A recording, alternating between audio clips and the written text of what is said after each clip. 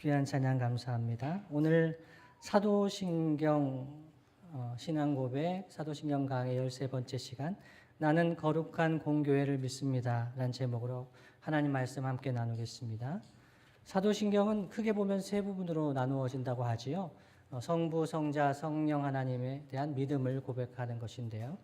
오늘 거룩한 공교회라는 이 부분은 우리가 사도신경 신앙을 고백을 할 때 성령 하나님에 대한 믿음을 고백할 때 이 부분을 함께 믿는다고 고백을 합니다. 다른 말로 한다면 거룩한 공교회, 좀 더 풀어서 말씀드리면 거룩하고 보편적인 교회, 거룩하고 보편적인 교회를 믿는다 하는 것은 성령 하나님께서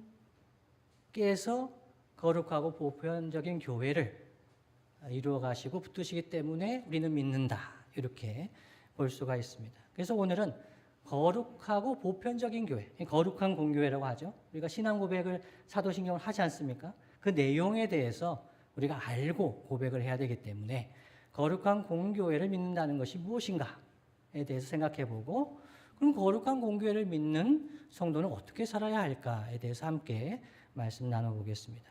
첫 번째는 이 거룩하고 보편적인 교회라고 할 때 나눠서 보면요, 거룩한 교회를 믿습니다라고 할 수 있습니다. 그래서 거룩한 교회를 믿는다. 이것이 어떤 의미일까? 여러분, 거룩하다는 말의 사전적인 의미, 국어사전을 찾아보면 거룩하다는 것은 성스럽고 위대하다라는 뜻을 가지고 있어요.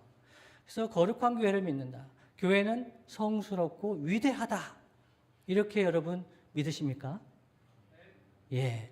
이렇게 믿으시는 분들도 계시지만 저는 고등학교 때 이후로 거룩하다라는 말 들으면 거북하다라는 단어가 자동적으로 이렇게 연결이 된 거예요. 왜냐하면 이 거룩하다는 말 들으면 일단 모르겠고, 일단 그것이 어떤 것인지 제가 잘 모르겠고, 그리고 그렇게 이야기하는 상황, 그리고 말들이 좀 거북하게 느껴졌던 거죠. 그래서 이 거룩하다라는 뜻을 알아보니까 성스럽고 위대하다라고 하는데, 제가 이제 대학생 청년 시절에 보면 교회가 정말 거룩한가? 교회가 성스럽고 위대한가? 라는 질문을 던져봤을 때 그렇지 않은 모습이 있지 않느냐는 거죠. 교회에 좀 속된 모습, 부족한 모습, 연약한 모습, 그런 모습도 여전히 있고, 그리고 위대하다고 보기에는 교회는 약해 보이고 교회는 부족해 보이고 그런 모습이 있었기 때문에 거룩한 교회를 믿는다 하는 것이 현실과 그렇게 딱 맞지는 않는다는 느낌을 가진 적이 있습니다. 그런데 우리가 사도신경 신앙 고백을 할 때 교회의 거룩함을 믿는다, 거룩한 교회를 믿는다 하는 것은 기본적인 의미가 구별됨에 있습니다. 구별됨입니다. 예를 들어서 여러분, 성전이 거룩하다 하지요. 예, 구약 성경에서 성전이 거룩하다. 1부 때 성전 얘기했으니까 2부 때는 제물로 바꿔보겠습니다. 여러분, 하나님께 제물을 드릴 때 거룩한 제물을 드려야 되죠. 그래서 소를 보고 이놈 중에서 어떤 놈이 거룩한가 살펴보고, 야, 요게 이제 속되지 않고 점이나 이런 건 없어야겠죠.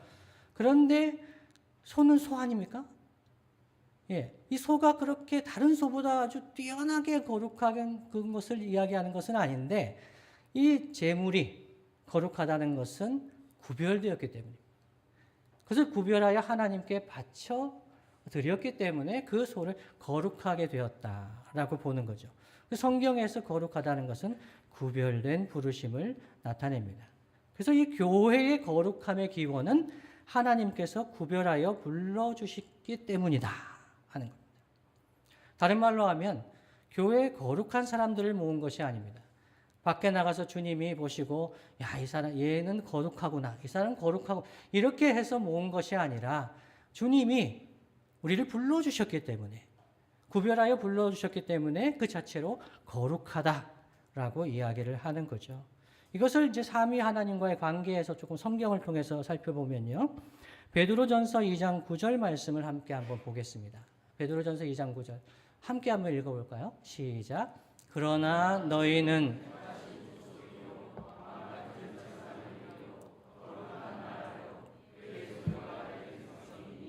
이는 너희를 어두운 데서 불러내어 그의 기이한 빛에 들어가게 하시니에 아름다운 덕을 선포하게 하려 하심이라. 아멘. 우리는 어두움에 있었습니다. 우리는 죄와 허물로 죽었던 인생이죠. 그런데 하나님이 우리를 불러주셨습니다. 어두운 데서 불러내어 그의 기이한 빛에 들어가게 하신 하나님 백성으로 삼아주신 거죠. 그래서 택하신 족속, 왕같은 제사장, 거룩한 나라, 하나님의 소유가 된 백성이다. 이것이 교회의 정체성입니다. 두 번째는요, 교회는 주님의 몸입니다. 에베소서 1장 23절 말씀 제가 읽어드립니다.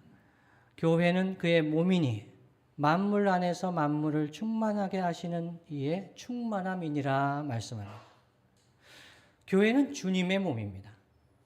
거룩하신 주님의 몸이기 때문에 그 교회가 거룩하다라고 말하는 거죠. 특히 이 에베소서 1장 23절은 이 만물을 충만하게 하시는 이의 충만함이 교회다. 그래서 교회를 통해서 주님이 만물을 충만하게 하신다. 만물을 회복시키신다. 만물을 구원하신다. 그래서 교회는 교회 자신을 충만하게 하는 그런 존재가 아닙니다. 주님이 교회를 충만하게 하실 뿐만 아니라 교회를 통해서 만물을 회복하시고 충만하게 하시는 거죠. 그래서 이 구별된 주님의 몸된 교회는 거룩합니다. 세 번째는요, 성령 하나님은 이 그리스도의 몸, 주님의 몸을 이루게 하십니다. 고린도전서 12장 12절로 13절 말씀입니다. 제가 읽어드립니다. 고린도전서 12장 12절 말씀입니다. 몸은 하나인데 많은 지체가 있고 몸의 지체가 많으나 한 몸임과 같이 그리스도도 그러하니라. 13절 우리가 유대인이나 헬라인이나 종이나 자유인이나 다 한 성령으로 세례를 받아 한 몸이 되었고 또 다 한 성령을 마시게 하셨느니라 말씀합니다. 교회가 주의 몸이라고 하는데 어떻게 주의 몸이 되었는가? 한 성령으로 세례를 받아 한 몸이 되었기 때문에 다 한 성령을 마시게 되어서 몸이 되었다. 몸 안에 지체가 여러 지체가 있지만 그러나 한 몸이라는 것이죠. 그리스도의 몸된 교회가 그러합니다. 여러 지체가 있고 다양해 보이지만 한 몸을 이루는 교회다. 그런데 한 가지 더 기억할 것이 있습니다. 주님이 어두운 데서 우리를 불러내셔서 거룩하게 하신 것, 우리가 원래 거룩한 자가 아닌데, 우리가 성스럽고 위대한 자가 아닌데 우리를 거룩하게 구별하여 불러주셨는데 한 가지 더 기억할 것은 우리가 전혀 거룩하지 않은 우리를 성령님은 우리를 부르신 이후에 거룩하게 하신다는 겁니다. 우리 안에 내주하셔서 우리를 거룩하게 하신다. 이것은 마치 결혼하고 남편이 아내를 거룩하게 하듯이 비유적인 표현입니다. 그 주님이 교회를 거룩하게 하시는 것, 이 성령 하나님의 역사입니다. 에베소서 5장 25절 27절 말씀 제가 읽어드립니다. 남편들아 아내 사랑하기를 그리스도께서 교회를 사랑하시고 그 교회를 위하여 자신을 주심같이 하라. 남편들이 굉장히 회피하고 싶은 말씀이죠. 아내를 사랑해야 되는데 교회를 위하여 자신을 주심같이 죽도록 사랑해야 된다는 거죠. 그런데 그 모습이 있어요. 26절에 이는 곧 물로 씻어 말씀으로 깨끗하게 하사 거룩하게 하시고 27절 자기 앞에 영광스러운 교회로 세우사 티나 주름 잡힌 것이나 이런 것들이 없이 거룩하고 흠이 없게 하려 하심이라 말씀합니다. 우리 주님이 우리와 교회와 언약을 맺으시고 교회를 신부로 요한계시록 우리가 계속 말씀 묵상하고 있지 않습니까? 신부, 거룩한 성 예루살렘은 신랑 되신 주님의 신부입니다. 근데 보통 신랑이 결혼하기 전에는 막 간도 쓸기 모든 것을 빼줄 것 같이 이야기하고 죽도록 사랑하겠다고 이야기하는데 결혼한 후에는 어떻습니까? 신랑들이 그렇게까지는 사랑하지 않는 경향이 없지 않아 있는데 그것이 인생이기 때문이죠. 근데 주님은 우리의 언약을 맺으시고 신랑 되신 주님은 신부된 교회를 어떻게 하신다고요? 말씀, 곧 물로 씻어 말씀으로 깨끗하게 하시고 거룩하게 하시고 자기 앞에 영광스러운 교회로 세우신다. 지금도 교회를 부족하지만 연약하지만 주님 신랑의 신부를 신랑 대신 주님이 신부된 교회를 이렇게 사랑하신다는 것이죠. 이 거룩하게 하시는 역사가 성령님의 역사입니다. 이 거룩하게 하시는 목적이 있는데 그것은 예수님을 닮아가게 하려 하시는 것입니다. 로마서 8장 26절에서 29절 말씀 이렇게 말씀합니다. 길지만 제가 한번 읽어드립니다. 이와 같이 성령도 우리의 연약함을 도우시나니 우리는 마땅히 기도할 바를 알지 못하나 오직 성령이 말할 수 없는 탄식으로 우리를 위하여 친히 간구하시느니라 말씀합니다. 성령님은 우리의 연약함을 아십니다. 교회의 연약함을 아시고 부족함을 아십니다. 그래서 말할 수 없는 탄식으로 우리를 위하여, 교회를 위하여, 성도를 위하여 기도하시고 간구하시는데 27절 말씀 보시면 마음을 살피시는 이가 성령의 생각을 아시나니 이는 성령이 하나님의 뜻대로 성도를 위하여 간구하심이니라 말씀합니다. 하나님의 뜻대로 성령이 간구하시고 그것을 뜻을 이루어 가신다 볼 수 있는 거죠. 그래서 28절에 보면 우리가 알거니와 하나님을 사랑하는 자, 곧 그의 뜻대로 부르심을 입은 자들에게는 모든 것이 합력하여 선을 이루느니라 말씀합니다.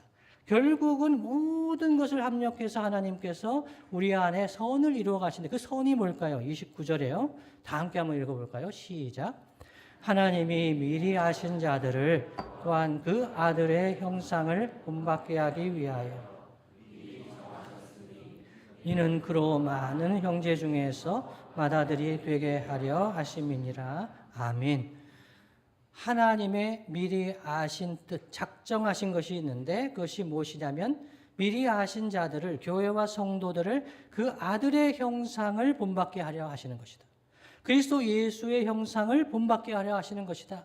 이것이 하나님의 뜻이요 성령님은 이것에 부족한 것, 연약한 것을 위하여 간구하시고 하나님의 뜻대로 교회를 거룩하게 빚어가시는 거죠.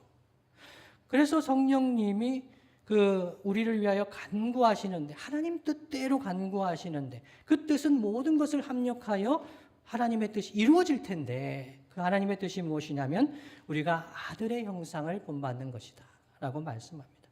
종합해서 말씀드리면 우리가 거룩한 교회를 믿는다고 하는데 교회가 거룩한 이유는 첫 번째 하나님께서 우리를 거룩하게 구별하여 부르셨기 때문에 우리는 거룩한 성도요. 두 번째는 주님의 영 성령님이 함께 하셔서 하나님의 뜻, 즉 그 아들의 형상을 본받게 하시려는 하나님의 뜻에 따라 교회를 거룩하게 하시기 때문에 거룩하게 빚어가시기 때문에 교회는 거룩하다라고 합니다. 여러분 교회가 거룩한 것을 믿으십니까? 아멘. 목소리가 좀 작아지는 거죠. 네. 정말 하나님께서 기대하시는 이 모습은 실제 우리의 모습과 다를 수가 있습니다.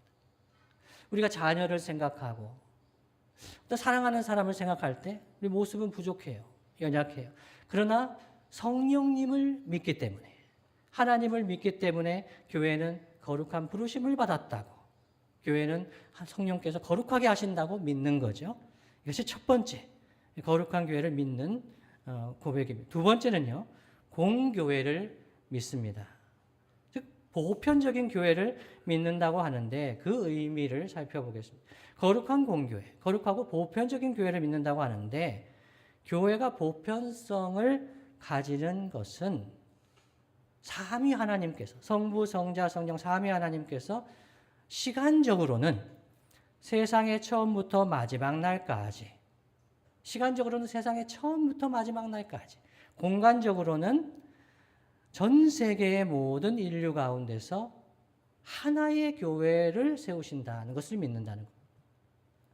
시간적으로 공간적으로 교회가 보편적이다는 것을 믿는다는 것인데요. 다른 말로 하면 만일 교회가 시대에 따라 달라진다면 어떨까요? 여러분 그 교회를 믿을 수가 있겠습니까? 시대에 따라 예전에는 이런 모습이었고 지금은 이런 모습이고 한 100년 뒤에는 어떤 모습이 될지 모르겠다.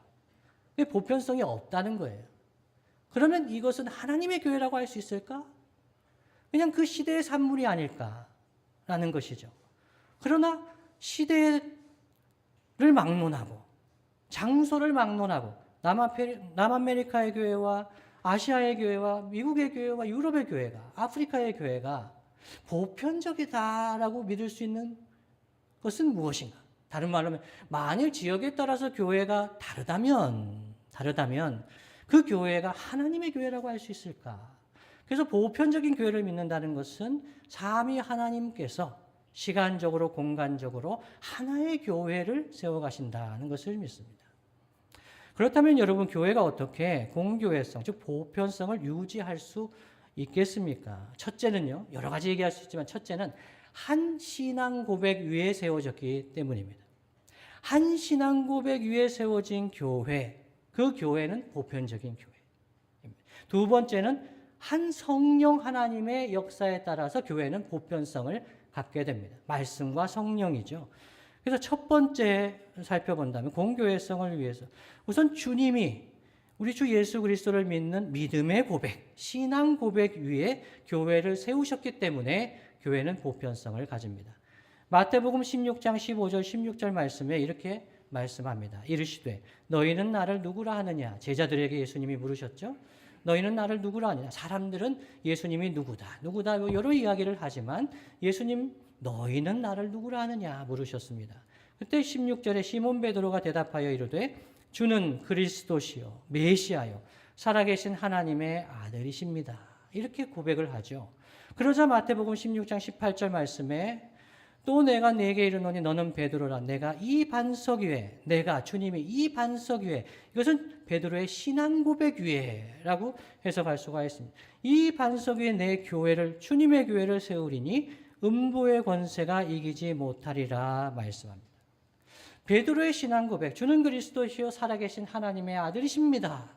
라는 이 신앙 고백 위에 예수님이 교회를 세우시는데 그 교회는 음부의 권세가 이기지 못한다. 음부의 권세는 세상에서 가장 강력한 권세에 관한 비유적인 표현입니다. 죽음의 세력을 가지고 있는 권세. 세상의 그 어떤 힘도 죽음 앞에서는 무력합니다. 그러나 이 음부의 권세조차도 다른 말로 하면 세상의 어떤 권세와 권력도 교회를 이길 수 없다. 그 교회는 어떤 교회입니까? 한 신앙 고백 위에 세워진 교회입니다. 주는 그리스도시고 살아계신 하나님의 아들이심을 믿는 그 신앙 고백 그만큼 중요합니다. 그래서 공교회성을 유지하기 위해서 성부, 성자, 성령 삼위 하나님에 대한 신앙 고백이 너무나 중요합니다. 그래서 이사를 가시거나 타지에 가시는 분들, 해외에 가시는 분들이 목회자에게 자주 물으십니다. 어느 교회를 가야 할까요? 십자가가 걸려 있다고 해서 교회라는 이름을 가지고 있다고 해서 교회인 것은 아닙니다. 그래서 가장 중요한 것은 신앙 고백입니다. 한 신앙 고백을 하고 있는 특별히 우리가 사도신경을 계속 살펴보고 있지 않습니까? 그것은 사도적인 전통에 따라서 가장 많은 성도들이 보편적으로 신앙의 고백으로 인정하는 것이 사도신경이기 때문에 사도신경을 신앙 고백하는 교회들은 함께 교제할 수 있습니다. 그래서 교회 연합과 일치를 위해서 매우 중요한 것이 사도신경입니다. 그래서 사도신경의 내용을 아는 것이 중요하겠죠. 내용을 알지 못하고 그냥 고백하는 것은 맹목적인 신앙이 되는 것이죠. 특별히 거룩한 공교회를 믿는다 하는 것이 어떤 내용인가 오늘 길지만 중요한 내용이라서 살펴보고 있는 겁니다. 그래서 사도신경을 우리의 신앙이라고 고백할 때 우리 하나님께서 우리 안에 거룩한 공교회가 무엇인지 알아가게 하시고 교제케 하십니다. 이거 첫 번째입니다. 한 신앙 고백이 중요합니다. 두 번째는요. 온 세대와 온 세계 교회들이 한 몸을 이룰 수 있는 비결은 성령 하나님의 역사입니다. 성령 하나님께서 성도들을 이 주의 몸된 교회 지체들을 하나가 되게 하시기 때문에 공교회성을 깨닫게 되고 믿고 살아가게 됩니다. 에베소서 2장 13절 말씀 이렇게 증거합니다. 함께 한번 읽어보겠습니다. 에베소서 2장 13절 말씀 시작. 이제는 전에 멀리 있던 너희가 그리스도 예수 안에서 그리스도의 피로 가까워졌느니라. 아멘. 이 에베소서 말씀 전에 멀리 있던 너희 이방인입니다. 헬라인입니다. 다른 말을 쓰고 완전히 헬라인과 유대인은 서로가 서로를 적대시하고 무시하고 멸시하는 그런 관계에 관계입니다. 지금 같으면 어떤 관계가 될 수 있을까요? 서로 섞이지 못하고 싫어하는 사람들이 이전에는 전에 멀리 있었지만 우리 둘이 한 성령, 그리스도 예수 안에서 그리스도의 피로 가까워졌다라고 이야기를 합니다. 이것이 교회 안에서 누리는 하나님의 역사입니다. 그리스도의 피가 흐르는 관계가 되었다. 하나됨을 누리게 되는 거죠. 그런데 이것이 성령의 역사라고 이야기하는데 에베소서 2장 18절로 19절 말씀입니다. 제가 읽어드립니다. 이는 그로 말미암아 우리 둘이 유대인과 헬라인이 한 성령 안에서 아버지께 나아감을 얻게 하려 하심이라 말씀합니다. 한 성령 안에서 그 전에 멀리 있던 그들이 함께 하나 되어 아버지 하나님께 나아간다는 거죠. 이것이 교회의 모습이에요. 19절 말씀입니다. 그러므로 이제부터 너희는 외인도 아니요 나그네도 아니요 오직 성도들과 동일한 시민이요 하나님의 권속이라 말씀합니다. 하나님의 권속은 하나님의 가족이란 뜻입니다. 교회는 하나님의 가족이라고 얘기하죠. 우리는 너무 다른데 배경도 다르고 우리는 다 한국말을 하는 예배 드리고 있습니다만은 다른 언어를 쓰는 사람들, 다른 민족 배경을 가지고 있는 사람들과 만났을 때 놀라운 것을 경험합니다. 우리 선교지에 꼭 가봐야 됩니다. 해외에서도 다른 민족들이 모이는 교회에 꼭 가봐야 됩니다. 우리가 한 신앙 고백 때문에 한 형제와 자매가 되었다는 것을 경험할 수 있습니다. 한 신앙의 고백을 그리스도의 피가 우리를 하나 되게 하는 것을 경험할 수 있는 곳에 꼭 가봐야 됩니다. 하나님의 역사, 삼위일체 하나님의 교회는 그리스도의 피로 가까워지고 한 성령 안에서 하나가 되어 아버지 하나님께 나아가는 하나님의 가족 공동체입니다. 그래서 거룩하고 보편적인 교회를 고백하는 거죠. 그런데 여러분, 현실은 그렇지 않습니다. 이 요한계시록 말씀 우리가 묵상하고 있는 매일 성경 본문에 하늘 천상에 있는 역사, 일들과 이 땅을 볼 때 일어나는 일들이 다릅니다. 그래서 우리 현실을 보면 교파와 교단으로 많이 분열되어 있는 것 같습니다. 나누어져 있는 것 같습니다. 다른 것 같습니다.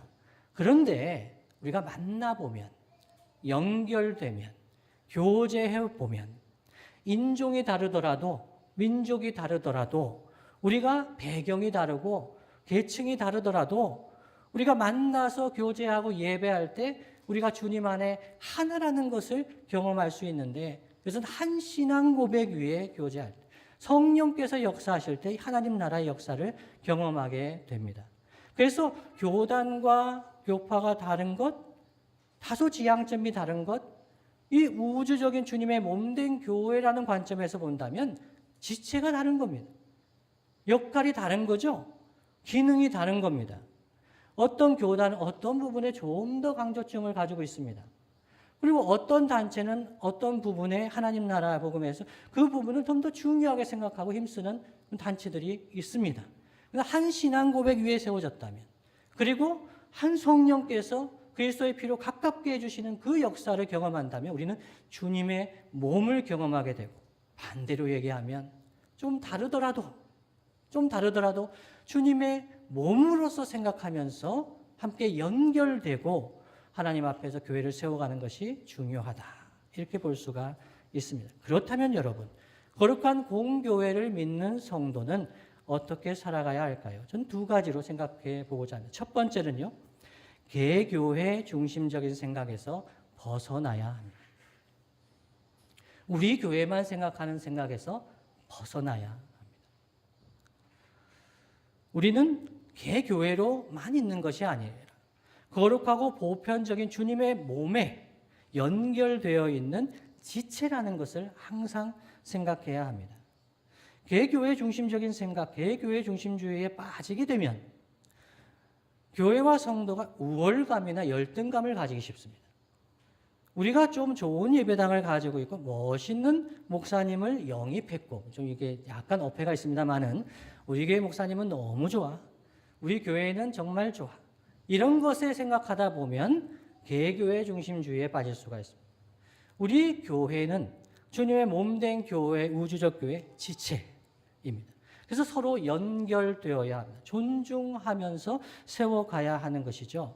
근데 우월감을 가지게 되면, 또 열등감을 가지게 되면 결과적으로 다른 교회와 단절되고 고립되기 쉽습니다.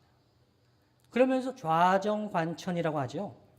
우물 안에서 하늘을 바라보는 것처럼 하나님 나라의 그 역사를 너무 좁게 볼 수 있게 되는 거죠. 그래서 우리는 주님의 몸된 우리 교회는 주님의 몸된 교회의 지체라는 것을 생각해야 합니다. 사도 바울이 주님을 만나지 않았을 때 교회와 성도를 박해했습니다.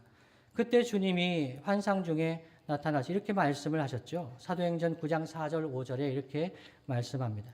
땅에 엎드러져 들음에 소리가 있어 이르시되 사울아 사울아 네가 어찌하여 나를 박해하느냐 하시거늘 대답하되 주여 누구시니이까 이르시되 나는 네가 박해하는 예수라 이렇게 말씀하셨어요. 사도 바울 때는 이 사도가 되게 이 바울이 사울일 이 그냥 예수님이 있는 사람들을 잡아 가두려고 영장 받아서 갔는데 하나님을 섬기는 마음으로 간 거예요. 그런데 하나님을 섬기는 마음으로 갔는데 주님은 뭐라고 말씀하시느냐? 왜 네가 나를 박해하느냐? 이렇게 말씀하셨어요. 그 성도들은 주님이라는 거죠. 교회는 주님의 몸이라는 말씀이죠. 지금 21세기 대한민국에서 주님이 말씀하신다면 저는 이렇게 말씀하실 수 있다 생각합니다. 내가 어찌하여 나의 몸을 찢느냐? 어찌하여 지체끼리 서로 아프게 하느냐? 이렇게 물으실 수가 있습니다. 21세기 대한민국의 한국교회는 박해를 받는다고 하는 이야기는 하지만 박해받고 있는 것이 아닙니다. 우리가 잘못해서, 우리가 실수해서 어려움을 당할 수는 있습니다. 그러나 사도 바울 때 같이 박해받아서 그렇게 문제가 일어나는 것은 아니지 않습니까? 그런데 우리 한국교회 안에 있는 어려움 중에 하나는 세포와 세포가, 조직과 조직이 서로 연결되지 않는다는 것. 개교회 중심주의에 빠져서 다른 교회의 아픔을, 다른 지체의 고통을 잘 느끼지 못한다는 겁니다. 그렇기 때문에 몸의 기능을 하지 못하는 겁니다. 한국교회에 수많은 교회들이 있는데 하나님 나라의 역사를 감당하지를 못하는 겁니다. 왜냐하면 그 몸의 지체들이 연결되지 못하고 있기 때문이 아닙니다. 다른 말로 한다면 우리 세대의 교회들은 적어도 실천적으로는 어느 때보다 거룩한 공교회를 인정하지 않고 있는 것이 아닌가 이렇게 생각해 볼 필요가 있습니다.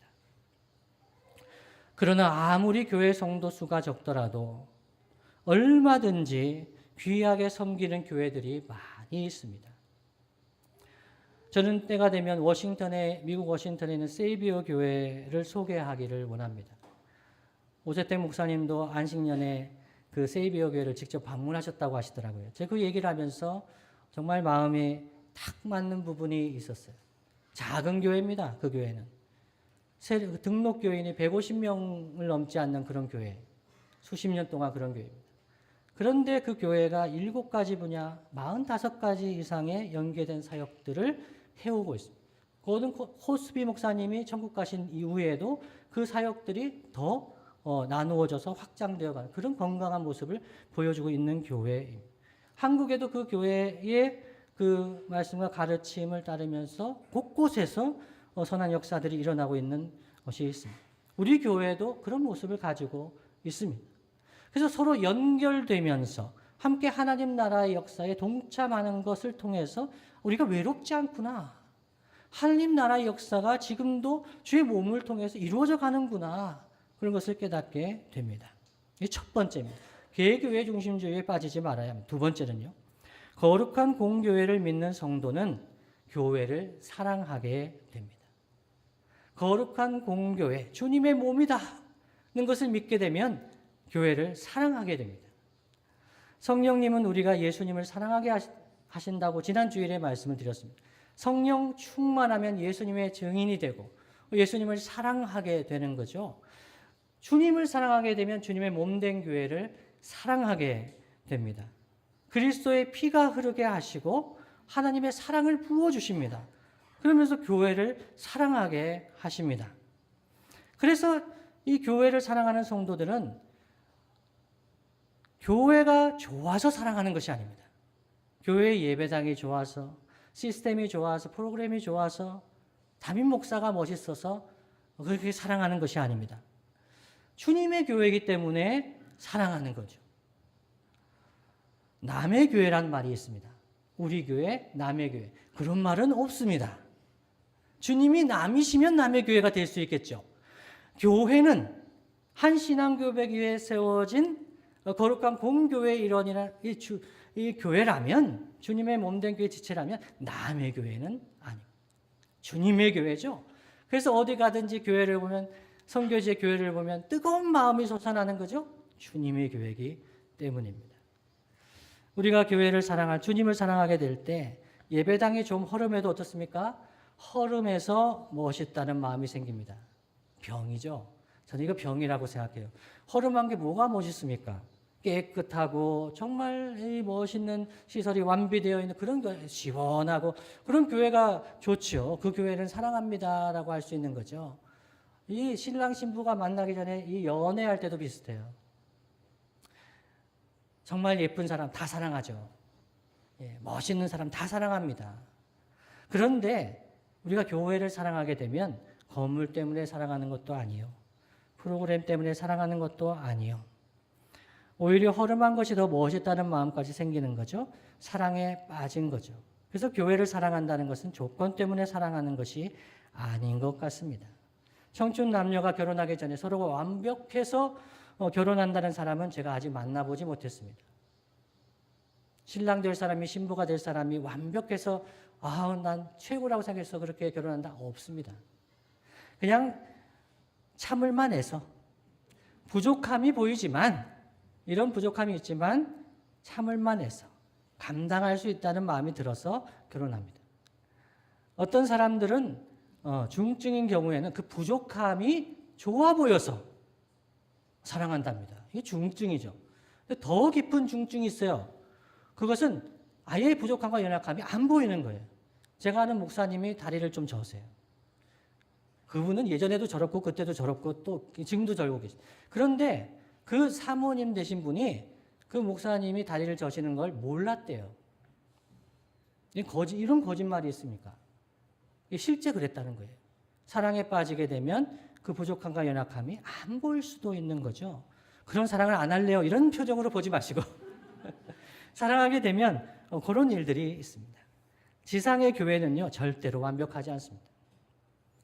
지상의 교회가, 어느 교회가, 우리 교회가 완벽하기 때문에 사랑한다, 그런 일은 없습니다. 그래서 완벽한 교회를 찾아다니기보다는 그 교회가 한 신앙 고백 위에 세워져서 한 성령 안에 잘하고 있는지를 봐야 됩니다. 성장하고 있는지, 성숙하고 있는지, 그것을 봐야 됩니다. 에베소서 2장 20절로 22절까지 말씀 제가 읽어드립니다. 너희는 사도들과 선지자들의 터 위에 세우심을 입은 자라. 사도들과 선지자들의 터는 말씀입니다. 말씀 위에, 신앙 고백 위에 세우심을 받았죠. 그리스도 예수께서 친히 모퉁이 돌이 되셨느니, 기준점이 되셨다는 거예요. 예수 그리스도 위에 세워지는 거죠. 21절에 그의 안에서 건물마다 서로 연결하여 주 안에서 성전이 되어가고라고 합니다. 성전이 되어가고. 22절에 너희도 성령 안에서 하나님이 거하실 처소가 되기 위하여 그리스도 예수 안에서 함께 지어져 가느니라 말씀합니다. 교회는 부족하고 연약하지만 한 신앙 고백 위에서 성령 안에서 서로 연결되어 함께 지어져 가는 겁니다. 그래서 부족하고 연약한 것을 보면서 마음 아프지만은 그래서 위에서 기도하면서 세워가는 거죠. 근데 어떤 분들은 이렇게 말씀하실 수가 있습니다. 저는 그 연약함과 부족함이 너무 크게 보입니다. 한국교회의 부족함과 연약함도 너무 크게 보이고, 사실일 가능성이 농후합니다. 그것을 부인하고 모른 척하라는 이야기가 아닙니다. 그런데 그것을 보면서 주님을 사랑하면 교회를 사랑한다고 하는데 나는 교회의 부족함과 연약함이 보이는 것은 이건 어떻게 된 건가요? 주님을 향한 사랑이 식어진 걸까요? 라고 고민하는 분들이 있을 수 있습니다. 제가 그랬다는 거죠. 제가 예전에 그런 적이 있었습니다. 근데 여러분, 그것이 그 부족함과 연약함이 보이는 것이 여러분의 은사일 수 있습니다. 여러분의 은사. 여러분에게는 그것이 보입니다. 예를 들면 일부 때도 말씀드렸지만 청소나 정리 정돈의 은사가 있는 분들은 어느 공간에 들어가면 보입니다. 뭐가 보이죠? 정리가 안 된 게 보입니다. 그는 그 분야에 그 부분에 은사가 있는 거예요.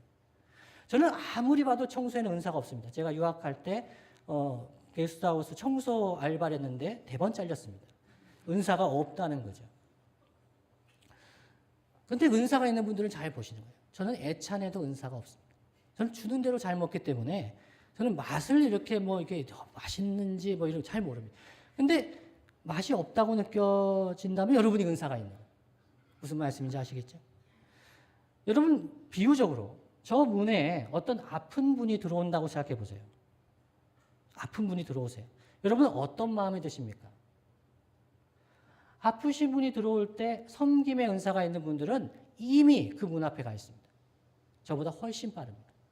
몸이 먼저 움직이는 거죠. 긍휼의 은사가 있는 분들은 그 곁에서 있으면서 같이 있어요. 그러면서 말을 하면서 위로하고 들어주고 이런 은사가 있는 분들이 있어요. 또 치유의 은사가 있는 분들은 기도할 수 있어요. 기도합시다. 반응은 다 달라요. 자기의 은사에 따라서 살아가는 거죠. 공동체를 세워가는 거죠. 성숙한 부부는 서로의 부족함과 연약함을 모르지 않습니다. 부부는 다 부족함과 연약함을 압니다. 발작 버튼이 뭔지도 압니다. 뭘 건드리면 그 인간이 터지는지를 압니다. 그런데 그 분의 발작 버튼을 누르지 않는 이유가 뭡니까? 사랑하는 거죠. 가정을 사랑하는 거죠. 교회도 그렇습니다. 성도들도 그렇습니다. 부족하고 연약해요. 그러나 주님 안에 한 몸 된 지체예요. 그분의 발작 버튼을 압니다. 누르지 말아야 됩니다. 안다면 누르지 말아야 돼요. 그러면서 서로 연결되면서 공동체를 세워가는 거죠. 성숙한 부부가 서로를 성숙하게 사랑하며 가정을 세워가듯이 성도는, 교회는, 또 교회도 그렇습니다. 우리 교회에게 주신 은사가 있습니다. 그것을 통해서 이 한국 교회를 섬기는 거죠. 세워가는 거죠. 근데 발작 버튼이 있어요. 누르지 말아야 하는 거죠. 말씀을 마무리하겠습니다. 주님이 사랑하시는 성도 여러분, 우리는 교회를 잘 믿지 못하는 시대를 살아가고 있는 것 같습니다. 교회를 잘 믿지 못합니다. 그래서 이제 교회에 다니는 것을 그렇게 중요하게 생각하지 않는 것 같습니다. 코로나19 이후에 더 그런 것 같습니다. 교회를 꼭 나가야 됩니까, 목사님? 교회에 대한 신뢰가 별로 없어지는 것 같습니다. 그래서 영상 예배, 비대면 예배를 드리고 싶어하는 사람들이 많습니다. 그래서 이렇게 물을 수 있습니다. 목사님, 교회를 꼭 다녀야 하나요? 교회를 다니지 않아도 예수님만 믿으면 구원을 받을 수 있는 건 아닙니까? 교회 안 다녀도 예수님 믿으면 구원 받을 수 있잖아요. 왜 그러시냐고 묻는 표정도 있습니다. 그런데 여러분, 거룩한 공교회를 믿지 않으면 교회에 대한 신뢰가 사라지고 거룩한 공교회를 믿는 마음이 희미해지면 교회에 다니지 않게 되고 연결되지 않게 되면 하나님의 구원을 삶 속에서 누리며 성화를 경험하는, 거룩하게 하시는 성령의 역사를 경험하며 하나님의 형상을 회복하는 것은 어렵습니다. 제가 불가능하다고 말씀드리기는 되지 않겠습니다. 그런데 교회를 통해서 주님의 몸을 경험하지 않으면 성도의 성장과 성숙이 잘 일어나지 않는다. 제가 청년 때 많은 형제자매들과 대학부 생활을 했습니다. 근데 지금 한 30년이 지났는데 그때 예수님 잘 섬기는 것 같아요. 신앙생활 열심히 하는 것 같았어요. 근데 지금 교회 안 나가는 사람들이 많습니다. 근데 교회를 안 나가는 사람들의 특징이 잘하지 않아요. 성숙하고 성장하지를 않아요. 너무나 안타까운 일들이 많습니다. 그래서 교회가 부족하고 연약하지만 교회로 주님의 몸된 교회의 지체로서 서로 부대끼고 그러면서 깎이고 성령께서 우리를 하나 되게 하시고 거룩하게 하시고 성화의 길을 걸어가게 하시는 것을 보게 됩니다. 우리가 거룩한 공교회를 믿는다고 하는데 그 이유가 무엇입니까? 성령님을 믿기 때문입니다. 교회가 거룩해서가 아닙니다. 교회가 더 부족함이 없기 때문이 아닙니다. 세상보다 위대한 공동체이기 때문이 아닙니다. 하나님께서 구별하시고 거룩하게 불러주셨고 그리고 이 교회 안에 성령께서 역사하시고 우리를 거룩하게 빚어가시기 때문에 그 성령 하나님을 믿기 때문에 거룩한 공교회를 믿는다고 고백합니다. 그래서 성령님을 따라 살아갈 때, 성령님을 믿을 때 교회에 희망이 있습니다. 여러분, 이 교회를 함께 사랑하며 세워보지 않으시겠습니까? 다 함께